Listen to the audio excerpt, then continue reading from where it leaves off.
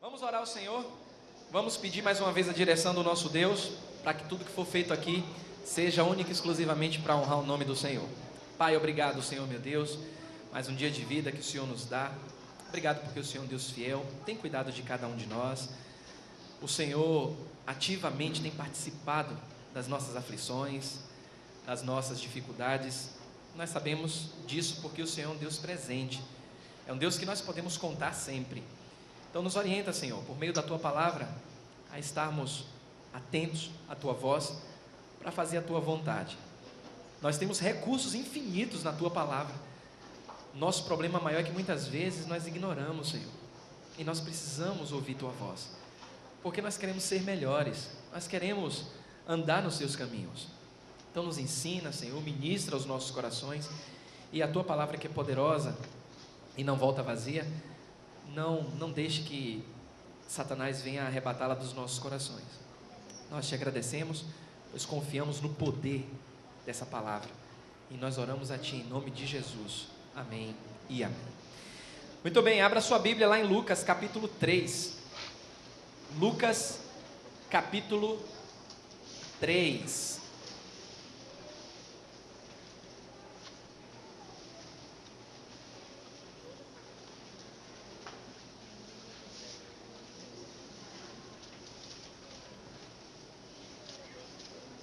Não sei se você já reparou, mas acontece em todos os lugares.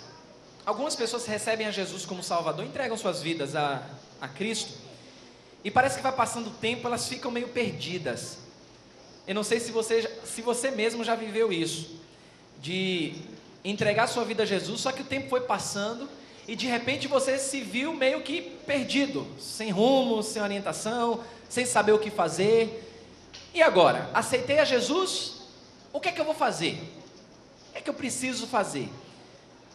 Eu fico preocupado e muito preocupado com essas cruzadas evangelísticas, onde se prega muito boa a palavra, na hora do apelo, eu não gosto nem dessa palavra apelo, porque eu sei que é o Espírito Santo quem convence, e não adianta a gente apelar, é o Espírito Santo quem convence, a gente só orienta a pessoa.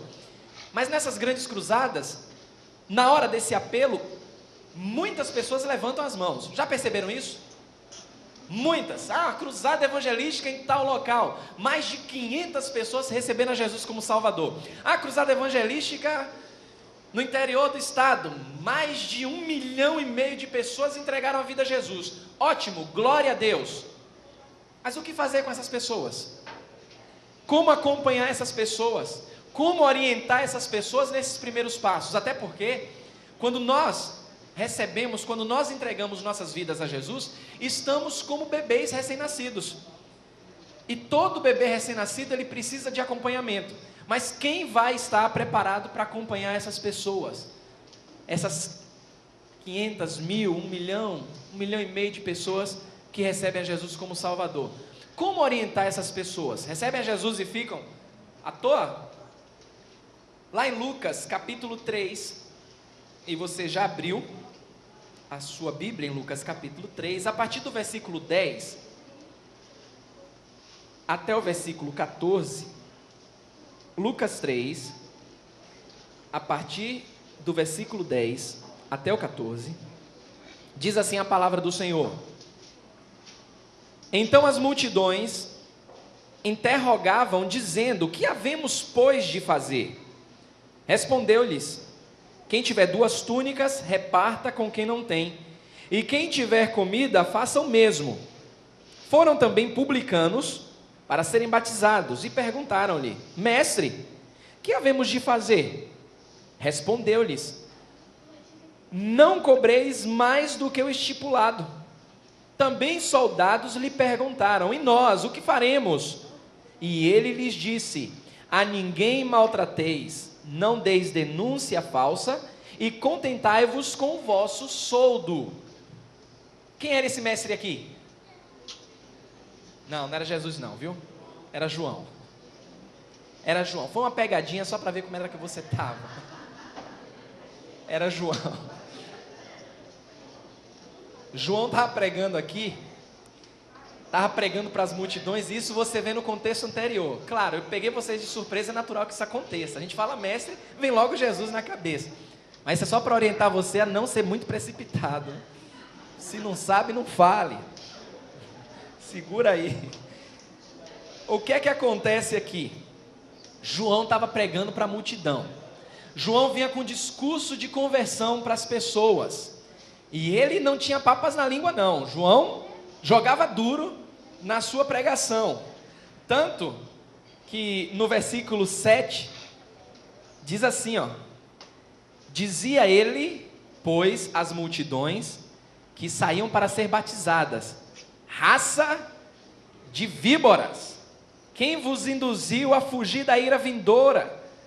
Produzi, pois, frutos dignos do arrependimento, e não comeceis a dizer entre vós mesmos: temos por pai Abraão. Porque eu vos afirmo que dessas pedras Deus pode suscitar filhos a Abraão. E também já está posto o machado à raiz das árvores. Toda árvore, pois, que não produz bom fruto, o que é que vai acontecer? João não estava preocupado se tinha alguém ali que, cuidado com as mensagens que você vai dizer, cuidado com a forma como você vai falar. João estava preocupado em que as pessoas fossem convertidas, para depois serem batizadas e assim dar bons frutos, porque a ideia de um falso moralismo predominava naquele tempo, tanto que ele diz, olha, cuidado quando você se levanta e diz, eu sou de Abraão, eu sou filho de Abraão, quem é você para me instruir? E João diz, cuidado com isso, viu? É muito mais importante você se converter a Deus e pelas obras, pelos frutos, mostrar essa verdadeira conversão, do que ficar da boca para fora dizendo que é filho de Abraão. E a Bíblia, nesse contexto que nós lemos aqui, ela fala que tinha gente de todo tipo, até soldados de alta patente, como publicanos, cobradores de impostos. Eles foram lá, foram convertidos. E João Batista, ele pregava essa mensagem de conversão. Ele era um homem rude, ele era muito enfático. E nesse texto, você pode perceber que a mensagem de João, que é bíblica, ela surtiu efeito. Tanto que esses grupos de pessoas que eu citei aqui, elas foram até ele pessoalmente perguntar: o que é que nós vamos fazer? Você viu isso no versículo 10, 12 e 14. Amados, o mais importante nisso tudo é que João teve o preparo e respostas práticas para as necessidades daquela pessoa. Porque se você se deparar com alguém que recebe a Jesus como Salvador, e possivelmente alguém vai chegar para você e vai dizer: meu irmão, me ajude, o que é que eu vou fazer? Muitos vão dizer o seguinte: procura lá o pastor, procura lá o professor da EBD, procura lá o diácono da igreja. Mas você tem que estar pronto para responder essas pessoas, e elas têm dúvidas disso. Bom, agora eu sou crente, e agora o que é que eu vou fazer? Eu posso viver da mesma forma? Eu posso comer o que eu comia antes? Eu posso frequentar os mesmos lugares? O novo convertido, ele é cheio de questionamentos, e se você não tiver respostas para pelo menos maior parte desses questionamentos básicos, esse novo convertido vai começar a duvidar da sua conversão, porque ele vai pensar o seguinte: espera lá, se eu que estou começando a caminhada, tiro uma dúvida com alguém que se diz ser cristã, ou cristão, há mais de trocentos anos, e ele não sabe me responder, me orientar com perguntas, questionamentos básicos, de que adianta ser cristão, se nem ele mesmo ou ela mesmo sabe o que é ser convertido? Mais um teste: o que é conversão? Mudança de caminho, mudança de direção. Significa que você deu um giro de quanto? Não, aí você vai voltar para o mesmo lugar.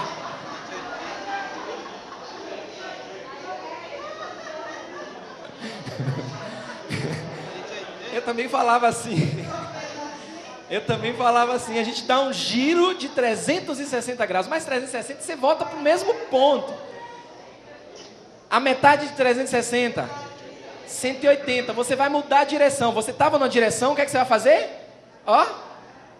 Mudar a direção. Significa que essa mudança de direção vai abraçar algumas práticas que você tinha na direção antiga e que agora na nova direção você precisa se adaptar. Isso é a verdadeira conversão, pelo menos frutos da verdadeira conversão. Porque se eu digo: é bom louvar Deus, entreguei minha vida a Jesus, Deus vai falar comigo, mas eu não sei o que é que significa conversão, Então tem um problema aí sério. João, ele foi enfático. Ele disse: se você diz que é filho de Abraão, se está nos caminhos de Deus, então vocês têm que produzir frutos dignos de arrependimento, frutos dignos de conversão. Soldados, publicanos, várias outras pessoas com certo conhecimento foram até João. E João, de maneira muito clara e maneira prática, teve resposta para a vida daquelas pessoas. Ele deu algumas orientações. Versículo 11. Olha aí, versículo 11. 10 e 11. Então as multidões o interrogavam, dizendo: o que havemos de fazer? Isso aqui de uma forma geral. E João então responde: quem tiver 2 túnicas, faça o quê? E quem tiver comida? Em uma única palavra, o que é que você poderia descrever dessa resposta de João? O novo convertido, a pessoa que é convertida, ela tem que exercer o quê? Praticar misericórdia. Pelo menos. Tem que praticar misericórdia. Eu estava nessa minha curiosidade e descobri que misericórdia é a junção de 2 palavras no grego. Vem da palavra que se refere à miséria, e a outra palavra vem de cardia, coração. Miséria e coração. O que significa isso?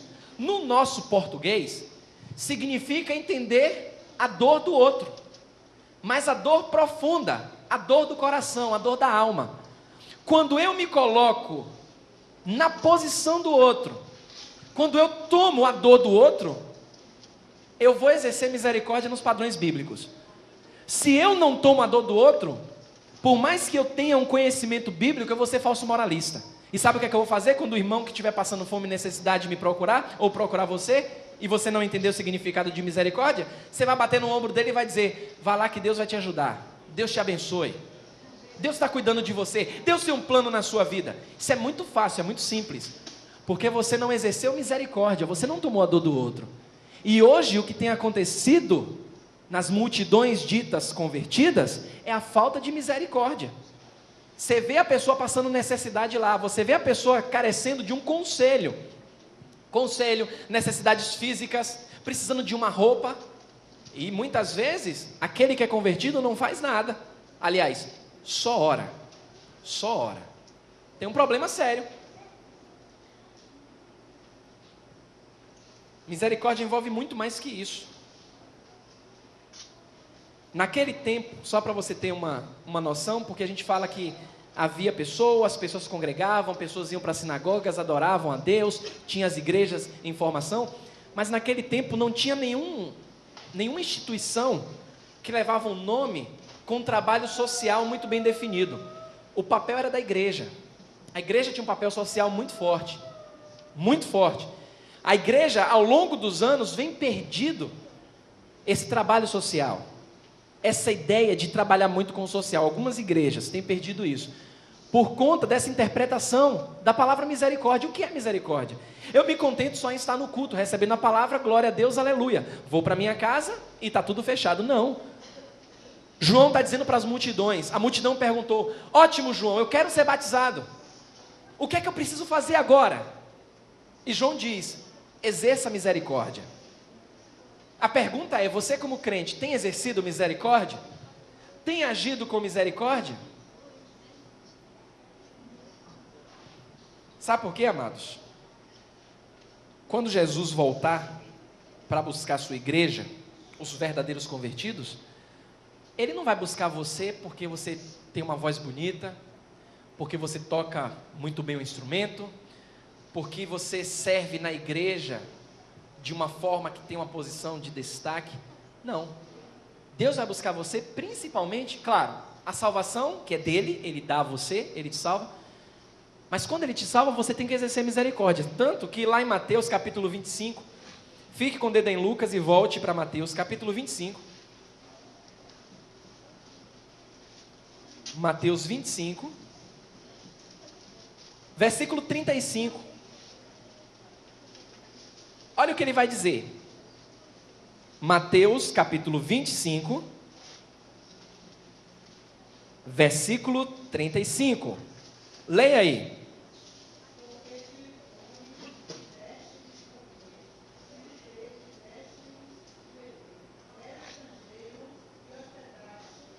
Recebeu? Lê o 36 também.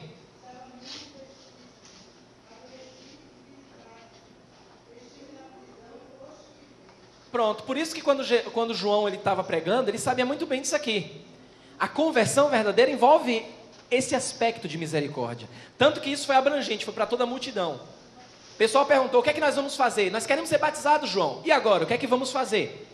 Exerçam misericórdia. Repartam aquilo que você tem. Esteja à disposição. Olha, eu vou falar uma coisa aqui que eu fiquei muito triste na semana passada, mas essa tristeza Deus converteu no final em alegria. Na semana passada eu estava garimpando alguém para levar o Edson até Iguatemi. Eu garimpei mesmo. Claro, cada um teve as suas atividades. O Edson mora no Nordeste de Amaralina. Ele, possivelmente, lá na frente, se Deus quiser, vai estar aqui conosco. Se Deus quiser, a gente não sabe. Mas assim, se ele vier para cá, ele não tem carro. É difícil vir do Nordeste para cá. Mas esse caso foi de Edson. E quantas outras pessoas moram tão longe e às vezes a gente não prontifica os nossos veículos, que não são nossos, mas Deus nos deu para servir a Ele. Nós não colocamos à disposição. Nós não perguntamos. Eu ouvi uma queixa recentemente. Uma pessoa disse, mas ela veio de uma maneira tão amorosa. Eu gostei da forma como ela falou. Ela disse assim, poxa pastor, é muito dificultoso para mim estar aqui, eu gosto muito de estar na igreja, é muito dificultoso porque a gente mora longe, a contramão está aqui no Vale dos Lagos, e é contramão para quem mora longe. Por exemplo, alguém me perguntou como é que faz para chegar de Itapuã para cá, eu não soube responder.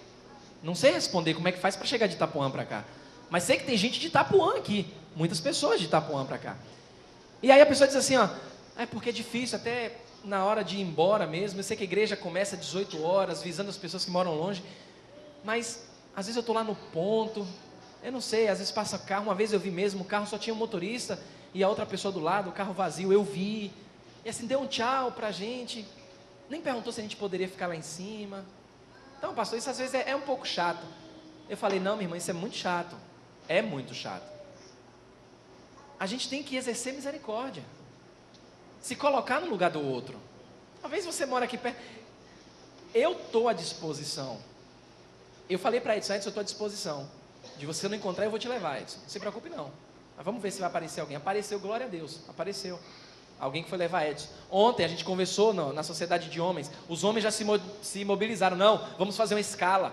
Vamos fazer escala, vamos levar, vamos pegar o irmão. Ótimo, glória a Deus. Pelo menos ontem foram quantos veículos que a gente contou? 7 veículos, olha só que bênção. Fazer um rodízio. Não vai gastar o quê de gasolina? 3, 4 reais de gasolina? Então assim, a gente tem que exercer misericórdia. Está vendo irmãozinho com dificuldade? Ô irmão, você mora onde? Ô irmão, nunca te vi aqui, você mora... Está precisando de carona? Eu vou me colocar à disposição. Vou ajudar você. Vou te levar. Você está precisando de alguma coisa em sua casa? Eu vou te ajudar. Para não sujar o veículo. E olha, uma vez eu botei uma pessoa dentro do carro, a pessoa ficou toda preocupada. Não, pode sentar normal, não se preocupe com isso não. Pisa mesmo. Não, é para não sujar. Não, senta normal. Ah, porque está tão cheiroso. Não, mas é para usar, é para pisar, é para sentar. Claro, você não vai chegar com lápis, pode riscar, não vai fazer isso. Mas é para sentar, fique à vontade. É para servir ao Senhor. Mas tem pessoas que ficam tão preocupadas. Não pode arranhar. Eu confesso, vou lhe dizer uma coisa. Sempre quando tem algumas novidades nas nossas vidas, a gente fica meio... Para se adaptar às novidades nunca é fácil. Sejam elas boas ou ruins. No meu caso, a novidade boa foi o carro. Deus abençoou no ano passado, dezembro. Eu estava tão preocupado lá em Feira de Santana, quando fui nesse treinamento para a pregação expositiva, eu estava tão preocupado em sair, não arranhar as laterais, eu estava olhando só para os retrovisores laterais, esquecido de dentro. Lá vou eu descendo, senti que o carro parou. Aí eu, opa, acho que tem alguma pedra aí. Lá vou eu acelerando. Tinha um carro atrás. O carro do pastor Jamir. Estava atrás, glória a Deus que foi o dele. Glória a Deus, estava atrás. Ele buzinou, mas eu estava tão concentrado para não arranhar as laterais, acelerei, amassou o para-choque. Ele buzinando e eu acelerando. Quando eu olhei para o retrovisor de dentro, bati no carro. O dele não teve nada, o meu ficou um negócio para dentro. Desamassou, glória a Deus, está desamassado. Mas eu aprendi a lição. Eu estava dando muita importância a um detalhe. Claro, cuidado a gente tem que ter. Só que o meu cuidado estava demais. E Deus diz assim, está vendo isso aqui? Eu faço o que eu quiser, é meu. Eu lhe dei, aliás, lhe emprestei para servir. É para servir. E a gente vai se adaptando, vai servindo. Está lá, tem um cuidado, mas não tenho mais aquela preocupação de olhar se está. Não, porque está lá para servir. E você que for convidado a entrar sabe disso. A gente foi fazer a visitação, o pessoal da visita entrou, se sentiu à vontade. E pode sentir à vontade. Mas se mostre, exerça misericórdia. Tem pessoas que você não sabe, pergunte. Olha, pastor, não sabe das pessoas, pergunta ao pastor. Pastor, vem cá, o senhor conhece alguém? Eu estou aqui hoje, estou à disposição. Hoje eu quero exercer a misericórdia e vou levar a pessoa onde ela precisa ir. Eu vou dizer para você se tem alguém. No instante eu acho alguém. João estava preocupado com isso. Porque a multidão perguntou, o que é que eu vou fazer, João, depois de ser batizado? João disse, exerça misericórdia, reparta. Lembra dos cristãos primitivos? Primitivos, eu não gosto nem de usar essa palavrinha, mas os primeiros cristãos, os fundadores da igreja, o que era que eles faziam? O verdadeiro comunismo. Eles estavam juntos. Ô meu irmão, você está com dificuldade aí? Vamos providenciar a sua necessidade. A Bíblia diz que eles tinham tudo em comum. Repartiam tudo. E sabe o que era que Deus fazia? Acrescentava. Deus multiplicava, acrescentava aqueles que iam sendo salvos. Princípio de misericórdia, irmãos. Tem muito necessitado de misericórdia. E a gente nós precisamos nos prontificar a exercer essa função. Você quer ver uma coisa? Às vezes você não sabe por que muitos novos convertidos simplesmente abandonam. Tem muito novo convertido aí se desviando. Claro, ele é responsável pelos atos deles. Mas muitas vezes, aquele que se diz convertido, ele contribui muito. Porque tem muito novo convertido que diz assim, ó, eu não vou lá mais porque eu observei isso. Eu vi aquilo outro. Ele está aprendendo ainda a olhar para Jesus. A gente tem que dar uma colher de chá. Ele está aprendendo a olhar de maneira firme para Jesus. Porque senão a gente vai dizer assim, ó, não, mas é obrigação dele olhar para Jesus. Não, ele é um bebê. Ele está olhando para você. Ele está olhando para você. E você, como representante de Cristo, tem a obrigação de agir como Cristo. Porque ele está olhando para você. Aí ele olha para você e vê um pequeno Cristo. Significado de cristão. Ele olha para você e diz assim, ó, poxa, eu queria ser como essa pessoa. Deixa ela pensar assim. Lá na frente, quando ela estiver já bem alimentada, você diz, não queira ser como eu, não. Agora você já está pronta para entender que você deve ser como Jesus. Eu sou apenas um representante. Olha que maravilha isso, para o novo convertido. Aí se de repente ele olha, eu não vou lá porque tem panelinha. Eu não vou lá porque o irmão falou mal do outro. Eu não vou lá. Ele é novo convertido.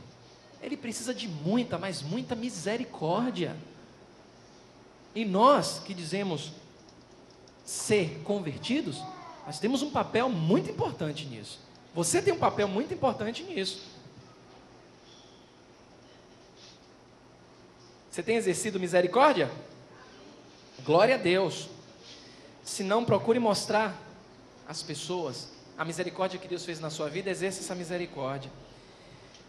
Outro grupo de pessoas, volte lá Lucas capítulo 3, versículo 13. Versículos 12 e 13. Leia aí, participe do culto. Chegaram também os publicanos para serem batizados e disseram, mestre, que devemos fazer? Ele lhe disse, não pensai mais do que o que Cristo está ordenado. Parece que João, se tivesse alguém lá meio assustada, dizia assim, ó, como é que esse rapaz tem tanta revelação? Que ele vem com respostas exatas. Primeiro já falou para a multidão que deve exercer misericórdia e falou como exercer essa misericórdia. Agora vem para os publicanos que tinham uma fama ruim naquele tempo. Por quê? Porque eles cobravam muito mais do que era devido. Muitos eram usurpadores. E você sabe, por conta de um grupo, a fama ruim, por conta de um grupo, todo grupo paga. Você sabe disso. Na política é assim, no meio evangélico é assim. Pastor sofre essa perseguição. Pastor leva cada adjetivo que você não faz ideia. Por conta de um grupo. Aí João diz assim, olha, Eu tenho aqui a solução para vocês. Não cobre mais do que é devido. Se contentem na função que você está, em exercer a função que você está exercendo, mas exerçam com justiça. Amados, ele estava dizendo, trabalhem. Vocês serão convertidos? Vocês foram convertidos? Glória a Deus, serão batizados? Amém. Mas continuem trabalhando, continuem sendo honestos. Porque se alguém visse um publicano justo naquele tempo, não tenha dúvidas, eles ficariam impressionados. Um publicano convertido? Um publicano que deu uma guinada na vida? Aconteceu isso na vida de Mateus, que é conhecido como Levi. Abra lá sua Bíblia em Mateus 9, versículo 9. Mateus 9.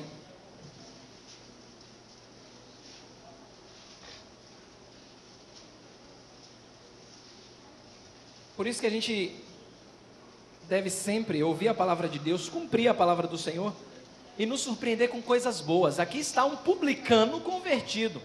Olha a situação do povo a olhar a conversão desse publicano. Mateus 9, a partir do versículo 9, diz assim a palavra de Deus: partindo Jesus dali, viu um homem chamado Mateus, sentado na coletoria, e disse-lhe: segue-me. E o que aconteceu? Princípio bíblico aí para vocês. Aquele que Jesus chama, não tem como dizer não. Não tem como dizer não. Jesus chega, vem meu filho. Ele larga tudo e vai. E segue. No versículo 10 diz assim, ó, e sucedeu que estando ele em casa, à mesa, muitos publicanos e pecadores vieram e tomaram lugares com Jesus e seus discípulos. Percebam a reação desse publicano chamado Mateus, convertido. O que foi que ele fez? Ele deu um banquete em casa e chamou os amigos. Olha a reação. Versículo 11. Quem pode ler?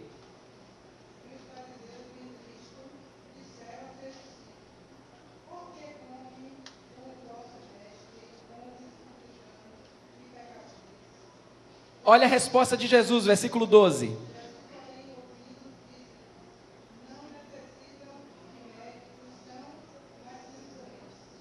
E olhe o que ele complementa, versículo 13.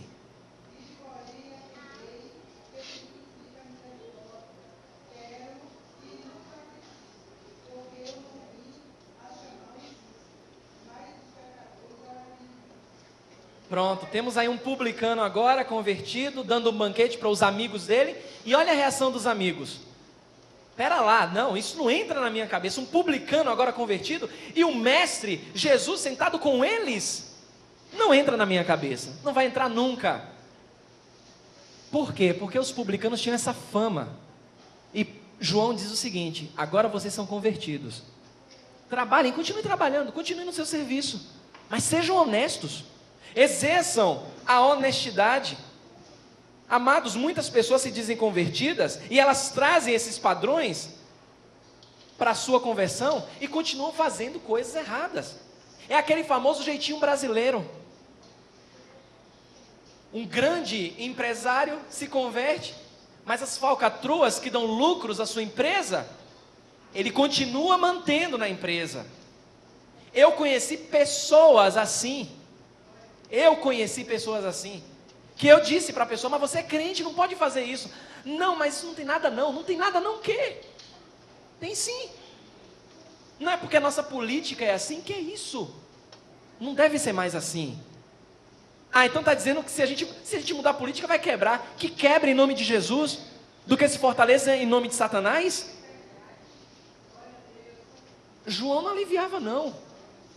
Você tem uma tarefa muito difícil, você é publicano, você tem uma má fama, você é cobrador de imposto, você é mal visto pelas pessoas.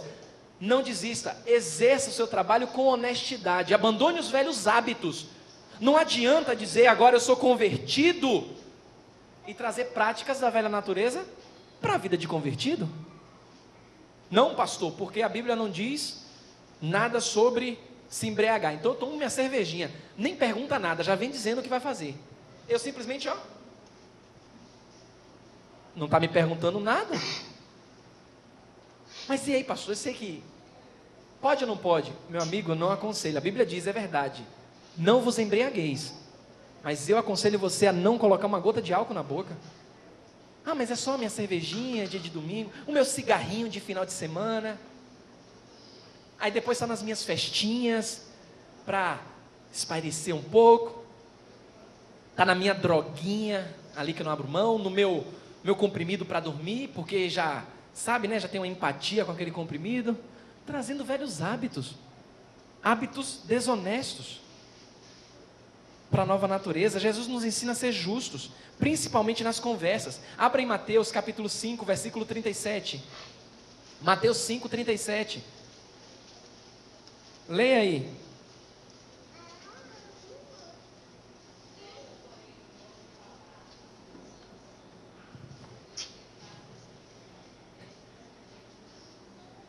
A gente tem uma dificuldade em ler isso aqui, muito grande.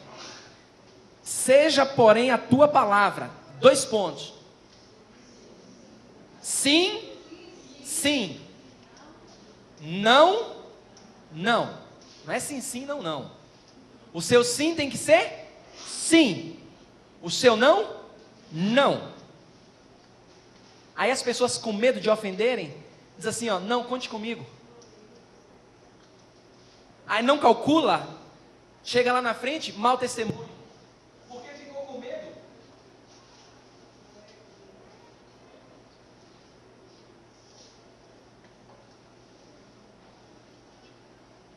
Porque ficou com medo de dizer não. Muitas vezes o seu dizer não é porque você ama a pessoa. Você está dizendo não para ela. Seja sincero com a pessoa. Seja honesto no seu falar. Se converteu mesmo, pratique a honestidade no seu falar. Se não pode fazer uma coisa, não fique preocupado. Ah, porque eu tenho medo de desagradar aquela pessoa. Diga não. Eu ligo para a sua casa, estou indo aí te visitar agora. Ai meu Deus, o pastor ligou, eu vou dizer não para ele? Se você não puder, diga não. Ó, pastor, não vai dar não. Hoje não. Vamos marcar para outro dia? Aí a pessoa quer fazer. Não, porque o pastor ligou, eu vou dizer não. Não, diga não. Nem sempre você vai poder receber. Mas seja honesto no seu falar. Não faça rodeios. Seja honesto na sua maneira de falar. Seja honesto nos seus negócios. Lucas 20. Avance em Lucas. Lucas 20.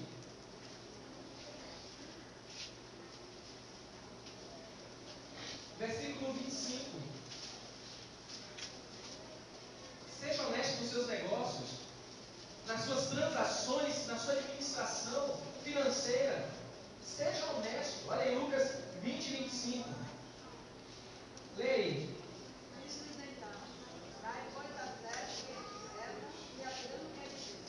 Pronto. Resumindo isso aqui que eu falei recentemente sobre o ensino, disso aqui, o ensino da moeda, você que esteve aqui, você pode acompanhar.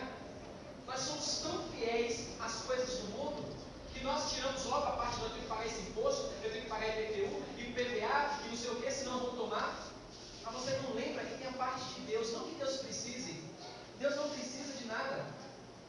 Mas só para provar a sua honestidade com aquilo que Deus tem lhe dado. Se você honra a Deus com as suas primícias. E aí as pessoas dizem assim, pastor, olha, o meu devorador está na minha família. Aí você pergunta, já pagou IPTU? Acho que paguei. Não, as contas são todas quitadas. O problema é que, sabe como é que tem 2 meses que a minha adoração nos dízimos, ela está deficiente. Ah, é?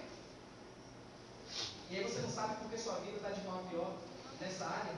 Se você está dando a César aquilo que é de Deus, dê a César o que é de César. Cumpra com suas obrigações, pague seus impostos. Mas o que é de Deus? A Deus. Ah, Deus me abençoou financeiramente. Olha, isso aqui, essa parte aqui do Senhor, isso aqui me toca. Eu contei aqui o testemunho do rapaz que foi assaltado, não foi? Que levaram o dízimo, pegaram o dízimo e disseram, não, isso aqui é de Deus, tome de volta. Ele disse para o ladrão, olha, eu vou lhe dizer uma coisa. O ladrão botou a mão na cabeça dele. Eu vou te dizer uma coisa. Eu estou com dinheiro aqui. O dinheiro que eu tenho aqui, mas não é meu. Esse dinheiro aqui eu dízimo que é dado na igreja. É o meu louvor a Deus por tudo aquilo que ele tem me dado. Se você quer levar, o problema é seu. Eu estou te avisando o ladrão com a arma. O ladrão pegou o dinheiro. Depois deu a ele. Devolveu o dinheiro a ele. Não brincou com isso. E às vezes o que é que nós fazemos? Damos a César o que é de Deus. Pagamos todos os impostos, aí sobrou um negocinho aqui. Não, esse negocinho aqui eu vou comprar um chameguinho para mim. Se sobrar, a gente ajuda lá na obra missionária, a gente dá o dízimo, a gente... Seja honesto com as suas finanças.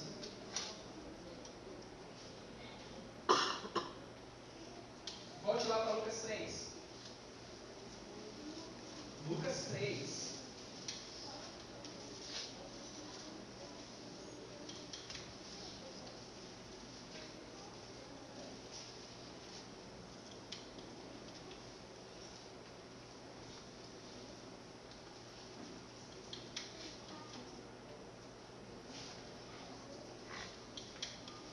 No versículo 14 ele ainda diz assim: para os soldados dizem: nós, o que faremos? E ele lhes disse: a ninguém maltrateis, não deis denúncia falsa, e contentai-vos com o vosso soldo, com o vosso serviço. Amados, vários soldados romanos, eles também aceitaram a pregação de João Batista, quando eles foram batizados. E eles perguntaram a João: o que é que eu vou fazer agora? Nós de contas somos soldados. E só para você ter uma ideia, uma curiosidade, os soldados romanos, eles eram treinados para serem orgulhosos. Você conhece a guarda inglesa, a guarda britânica? Já viram aqueles soldados lá de vermelho com aquele negócio preto na cabeça? Eles não podem dar risada. Eles não riem. Se você chegar lá, tem vídeos na internet que são engraçados. A pessoa fazendo um bocado de macaquice lá, para ver se conseguem tirar um sorriso daqueles soldados. Eles não riem. Eles não riem. Por quê? São treinados a serem sérios, serem orgulhosos. A guarda romana era assim. Eles eram homens altos, os padrões tinham que ser de homens altos, fortes, e que eles vestiam com uniformes suntuosos, que eles tinham que mostrar que eram autoridade. E isso gerava um certo orgulho para aquelas pessoas. Só que aquele orgulho era transformado em atos malvados, porque eles maltratavam as pessoas, eles abusavam da autoridade que lhe fora conferida. Eles tinham problema de orgulho. Então João Batista, ele lista 3 principais defeitos dessas pessoas: maltratar as pessoas, falsidade e ganância. Uma pessoa que não é humilde, ela maltrata os outros apenas com o olhar. Você já viu como é que o arrogante ele olha para aquele que é humilde? Um arrogante já olhou para você? Você já se sentiu assim meio... Porque o arrogante, com o queixo em pé, te olha de cima a baixo? Ele maltrata com o olhar, porque ele não é humilde. Ele se esquece que um dia alguém precisou trocar a palavra dele. Ele se esquece disso. Que um dia alguém precisou ensinar ele a falar. Aí ele chega numa posição, se acha o bambambam, e começa a maltratar as pessoas por conta do orgulho. Os soldados faziam isso. Os soldados romanos eram assim. E João diz: olha, vocês agora são convertidos. Nada de orgulho, nada de maltratar as pessoas. Uma pessoa humilde, ela sabe tratar as pessoas com educação, sem se achar superior a elas. Mas o problema é que vemos muitas pessoas que não são humildes. E isso acaba passando aquele que é novo convertido. Cuidado. Cuidado com isso. Se você declara ser convertido, exerça a misericórdia. Participe de atividades, esteja preocupado em manter na sua vida um padrão de misericórdia. Se você é convertido mesmo, seja uma pessoa honesta, seja fiel nos seus afazeres, na sua maneira de falar, na sua organização financeira. Se você é de fato convertido, exerça a humildade. Sabe por quê? Para nós finalizarmos, abra lá em Miqueias, capítulo 6. Miqueias 6, versículo 8. Olha o que diz lá, Miqueias 6, versículo 8. Depois de Jonas. Miqueias depois de Jonas, antes de Naum. Miqueias 6, versículo 8. Você que é nova criatura, você que é novo convertido, você que é convertido ao Senhor, olha o que a palavra de Deus fala. Nada de Miqueias difícil. Miqueias 6, 8. Ele te declarou, ó, que é bom, que é que o Senhor pede a ti, senão que pratiques a justiça,